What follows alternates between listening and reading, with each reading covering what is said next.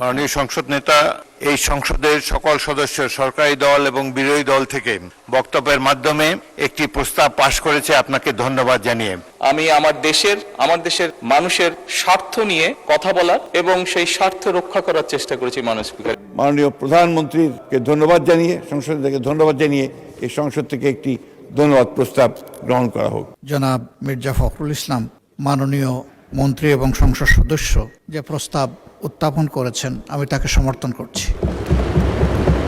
খুবই ভালো হয় বিদেশের সাথে যতগুলো মৌলিক চুক্তি সম্পাদিত হবে সেগুলাই সংসদে নিয়ে আসা।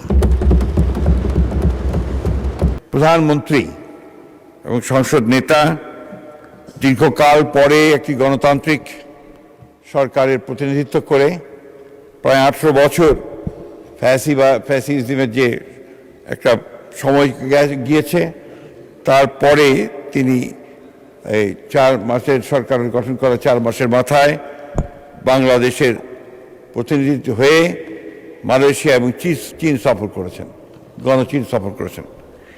এবং এই সফরটি বাংলাদেশের জন্য অত্যন্ত গুরুত্বপূর্ণ ছিল।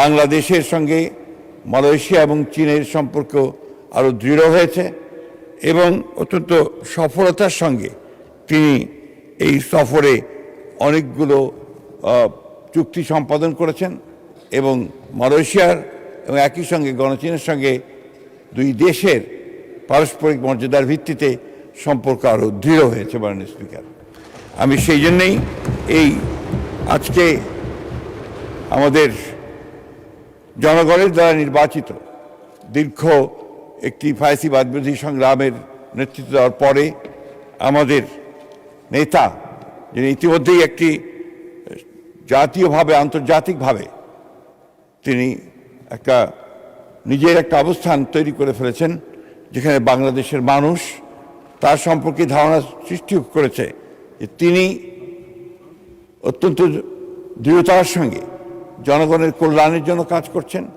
এবং পুরনো সমস্ত খারাপ জিনিসগুলোকে বাদ দিয়ে নতুন দৃষ্টান্ত সৃষ্টি করছেন। যেমন মাননীয় স্পিকার, আপনি দেখেছেন যে ইতিপূর্বে যখন প্রধানমন্ত্রীরা বাইরে যেতেন তখন আপনাকে বিরাট সম্বর্ধনার ব্যবস্থা করা হতো।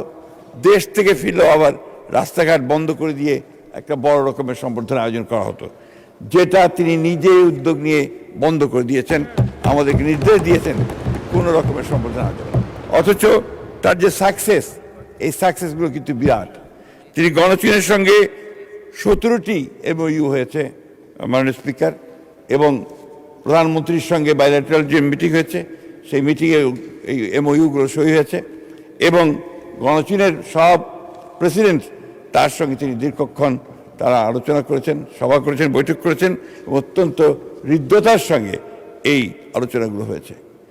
বাংলাদেশের সঙ্গে মালয়েশিয়া এবং গণচীনের যে সম্পর্ক, এটা আরও দৃঢ় হয়েছে এবং বাংলাদেশের অর্থনৈতিক উন্নয়নে তারা তাদের ভূমিকা অক্ষুণ্ণ রাখবেন। শুধু নয়, তারা এটাকে আরও বাড়াবেন, সম্প্রসারিত করবেন। আমাদের যে সমস্যাগুলো রয়েছে বিভিন্নভাবে, সেই সব সমস্যাগুলোর সঙ্গে তারা সমস্যার সমাধানের চেষ্টা করবেন। এমনকি রোহিঙ্গা সমস্যার ব্যাপারেও সমাধানের ইঙ্গিত তারা দিয়েছেন এবং সেই ব্যাপারে তারা উদ্যোগ গ্রহণ করবেন বলেও জানিয়েছেন। মাননীয় স্পিকার, আমি সেই জন্য অনুরোধ করছি যে আজকে আমরা আমাদের মাননীয় প্রধানমন্ত্রীর কে ধন্যবাদ জানিয়ে, সংসদ থেকে ধন্যবাদ জানিয়ে এই সংসদ থেকে একটি ধন্যবাদ প্রস্তাব গ্রহণ করা হোক। ধন্যবাদ মাননীয় স্পিকার। প্রস্তাব করছি মাননীয় প্রধানমন্ত্রী জনাব তারেক রহমানের 21 থেকে 26 জুন 2026 তারিখ পর্যন্ত মালয়েশিয়া এবং চীন সফরে অভূতপূর্ব সাফল্যের জন্য এই মহান সংসদ মাননীয় প্রধানমন্ত্রী সংসদ নেতা জনাব তারেক রহমানকে ধন্যবাদ জানাচ্ছে। ধন্যবাদ মাননীয় স্পিকার। আমি জনাব মির্জা ফখরুল ইসলাম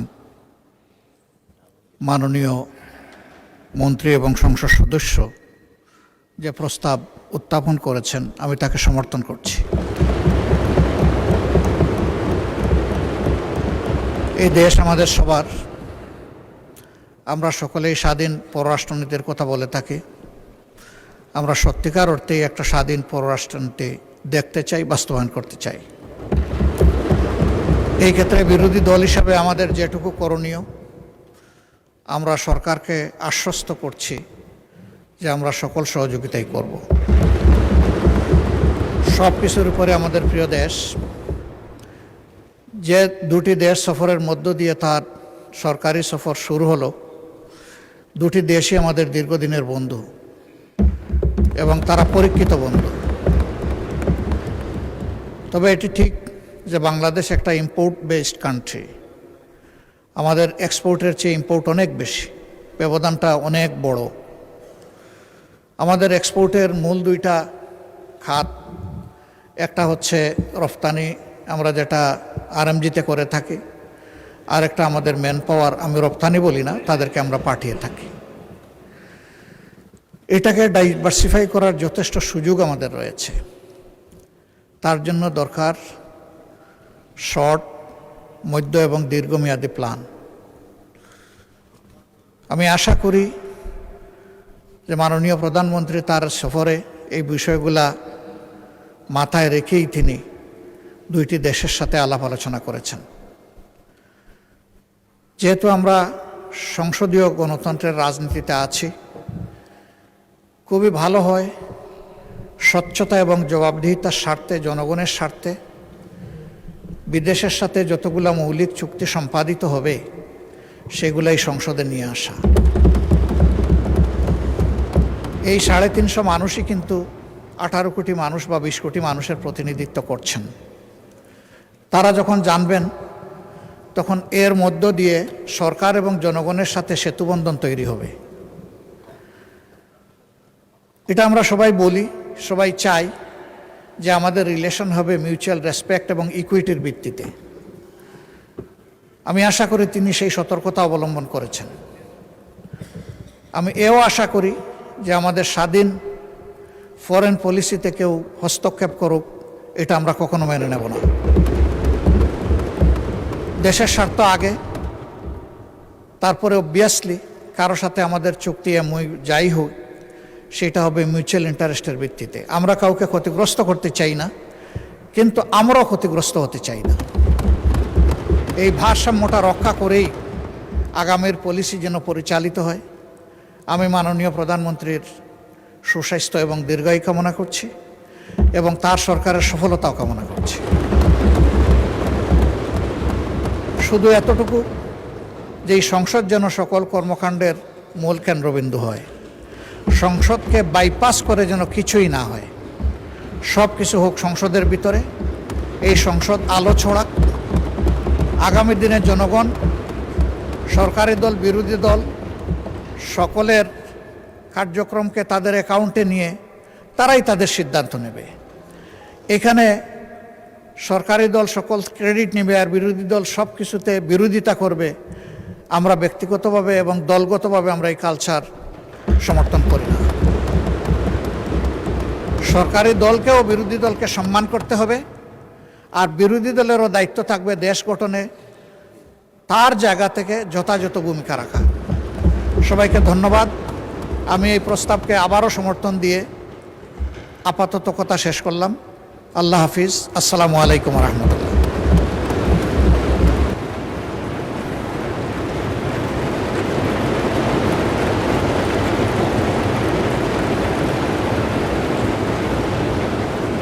মাননীয় সদস্যবৃন্দ, প্রস্তাবটির উপরে ট্রেজারি বেঞ্চ এবং বিরোধী দল থেকে সুচিন্তিত মূল্যবান মতামত আমরা শুনতে পেয়েছি। সহজেই অনুমিত হচ্ছে যে মাননীয় প্রধানমন্ত্রীর সাম্প্রতিককালের মালয়েশিয়া এবং চীন সফরটি পররাষ্ট্র নীতিতে এক নূতন দিগন্তের সূচনা করেছে। এর ফলে বাংলাদেশের স্বাধীনতা, সার্বভৌমত্ব, নিরাপত্তা আরও সংহত হবে বলে আমরা সবাই মনে করি। বিশেষ করে অর্থনৈতিক ক্ষেত্রে বাংলাদেশের উন্নয়নের সপক্ষে অত্যন্ত বলিষ্ঠ পদক্ষেপ ছিল এই সফর। সাথে সাথে আমাদের নিরাপত্তার প্রশ্নে বিশ্ববাসীরও দৃষ্টি আকর্ষিত হয়েছে। অনেক ত্যাগ তিতিক্ষার বিনিময়ে 1971 সালে জাতি যুদ্ধ করে দেশটিকে স্বাধীন করেছে। তারপর অনেক কঠিন সময় আমাদেরকে পার করতে হয়েছে। এমন এমন সরকার এই দেশে জনগণ দেখতে পেয়েছে যারা স্বাধীনতার সার্বভৌমত্ব অক্ষুণ্ণ রাখার জন্য কোনো প্রচেষ্টাই গ্রহণ করেনি। বর্তমান সংসদ নেতা এবং মাননীয় প্রধানমন্ত্রীর এই সাম্প্রতিক সফরের ফলে দেশবাসী অত্যন্ত আশান্বিত হয়েছে এবং সাধারণ মানুষও এই সফরটি সাফল্যের সাথে সমাপ্ত করার জন্য প্রধানমন্ত্রীকে ধন্যবাদ জানাচ্ছে। আমি এখন মাননীয় স্থানীয় সরকার, পল্লী উন্নয়ন ও সমবায় মন্ত্রী মির্জা ফখরুল ইসলাম কর্তৃক উত্থাপিত এই প্রস্তাবটি ভোটে দিচ্ছি। সংসদের সামনে প্রশ্ন হচ্ছে, সংসদের অভিমত এই যে মাননীয় প্রধানমন্ত্রী জনাব তারেক রহমানের 21 থেকে 26শে জুন 2026 তারিখ পর্যন্ত মালয়েশিয়া এবং চীন সফরে অভূতপূর্ব সাফল্যের জন্য এই মহান সংসদ মাননীয় প্রধানমন্ত্রী ও সংসদ নেতা জনাব তারেক রহমানকে ধন্যবাদ জানাচ্ছে। যারা এই প্রস্তাবের পক্ষে আছেন তারা হ্যাঁ বলুন, যারা এই প্রস্তাবের বিপক্ষে আছেন তারা না বলুন। আমার মনে হয় হ্যাঁ জয়যুক্ত হয়েছে, হ্যাঁ জয়যুক্ত হয়েছে, হ্যাঁ জয়যুক্ত হয়েছে। অতএব প্রস্তাবটি এই মহান সংসদ কর্তৃক সর্বসম্মতিক্রমে গৃহীত হল। মাননীয় সংসদ নেতা, আপনি সংসদ কক্ষে প্রবেশ করার কিছুক্ষণ আগে এই সংসদের সকল সদস্য, সরকারি দল এবং বিরোধী দল থেকে বক্তব্যের মাধ্যমে একটি প্রস্তাব পাশ করেছে, আপনাকে ধন্যবাদ জানিয়ে। আপনার সাম্প্রতিক মালয়েশিয়া এবং চীন সফরের ফলে দেশের মর্যাদা বৃদ্ধি পেয়েছে বলে সবাই অভিমত ব্যক্ত করেছে এবং বাংলাদেশের অর্থনীতিকে, পররাষ্ট্রনীতিকে এক নূতন দিগন্ত সূচনা করেছেন আপনি এই সফরের মাধ্যমে। সেজন্য আপনাকে ধন্যবাদ জানাচ্ছি এই সংসদের পক্ষ থেকে। Welcome back to this parliament. আপনি কিছু বলতে চাচ্ছেন? জি, মাননীয় স্পিকার, আমি কিছু কথা বলতে চাচ্ছি। বিসমিল্লাহির রহমানির রহিম। মাননীয় স্পিকার, যে বিষয়ের উপরে আমাকে ধন্যবাদ জানানো হয়েছে এই সংসদের পক্ষ থেকে, তার জন্য আমি আন্তরিকভাবে কৃতজ্ঞ এবং আন্তরিকভাবে সকল সদস্যকে ধন্যবাদ জানাচ্ছি। মাননীয় স্পিকার, এখানে মূল বিষয় এটি হচ্ছে যে বাংলাদেশের মানুষ আমাদেরকে দায়িত্ব দিয়েছে তাদের স্বার্থ দেখার জন্য। আমাদের দলের অবস্থান থেকে আমরা একটি স্লোগান ব্যবহার করি, সেটি হচ্ছে যে বাংলাদেশ ফার্স্ট বা বাংলাদেশ প্রথম। আমি যে কাজটি করার চেষ্টা করেছি মাননীয় স্পিকার, আমি আমার অবস্থান থেকে আমি আমার দেশের মানুষের স্বার্থ নিয়ে কথা বলার এবং সেই স্বার্থ রক্ষা করার চেষ্টা করেছি মাননীয় স্পিকার। এখানে মাননীয় স্পিকার, এখানে আমাদের কারোরই কোনো ব্যক্তিগত কোনো বিষয় নেই। এটি যদি কোনো কিছু অর্জন হয়ে থাকে, ভালো কোনো কিছু অর্জন হয়ে থাকে, এটি বাংলাদেশের অর্জন।